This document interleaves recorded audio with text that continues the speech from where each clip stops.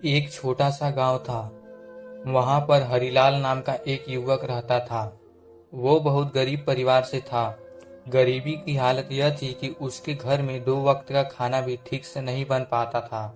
पिछले कई दिनों से हरिलाल गांव में काम की तलाश कर रहा था, लेकिन उसे कोई भी छोटा मोटा काम नहीं मिल पा रहा था। आखिरकार हरिलाल ने तय किया कि ऐसे नहीं चलने वाला। उसे किसी और जगह, किसी और शहर जाकर काम ढूंढना होगा, अपनी किस्मत आजमानी होगी। अगले ही दिन हरिलाल दूसरे शहर जाने के लिए निकल पड़ा और ट्रेन में बैठ गया। सफर काफी लंबा था, इसलिए हरिलाल की मां ने उसे खाने के लिए टिफिन में रोटियां बनाकर दी थी। सब्जी बनाने के लिए ना घर में कोई सामान था, न ही जेब में पैसे, इसलिए उन्होंने सिर्फ उसे रोटियां ही दी थी। ट्रेन आगे बढ़ती रही। दोपहर का समय हुआ, खाने का वक्त आया। हरिलाल ने अपना टिफिन खोला और वह रोटियों को कुछ इस तरह से खाने लगा कि उसके आसपास के सभी लोग उसे देखने लगे। हरिलाल पहले रोटी का एक टुकड़ा तोड़ता, उसे खाली टिफिन में घुमाता और फिर उसे खा लेता। उसे देख रहे कई लोगों में से एक ने हरिलाल से पूछा, अरे भाई, तुम यह क्या कर रहे हो?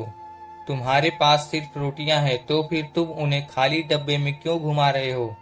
हरिलाल ने कहा कि हाँ, मेरे टिफिन में सिर्फ रोटियां हैं, लेकिन इस रोटी की टुकड़े को खाली डब्बे में घुमाते वक्त भैया इमेजिन करता हूँ कि इसमें अचार भी है। उसे देख रहे सभी लोग बड़े ध्यान से उसकी बातें सुन रहे थे। उनमें से एक ने उससे पूछा, क्या ऐसा करने से तुम्हें अचार का स्वाद आ रहा है? हरिलाल ने कहा, हाँ, इमेजिनेशन का यह पावर है कि हम जो सोचते हैं उसे अनुभव कर पाते हैं। दूसरे एक व्यक्ति ने बड़े आश्चर्य से उससे एक सवाल किया, भाई, अगर ऐसी बात है तो तुमने सिर्फ अचार ही क्यों सोचा? तुम वह सारी सब्जियां भी तो सोच सकते थे जो 5 स्टार में बड़ी महंगी मिलती हैं। इस तरह से तुम उनका स्वाद भी ले पाते। दोस्तों, छोटी सी ये कहानी सोच, कल्पना या सपनों के बारे में है।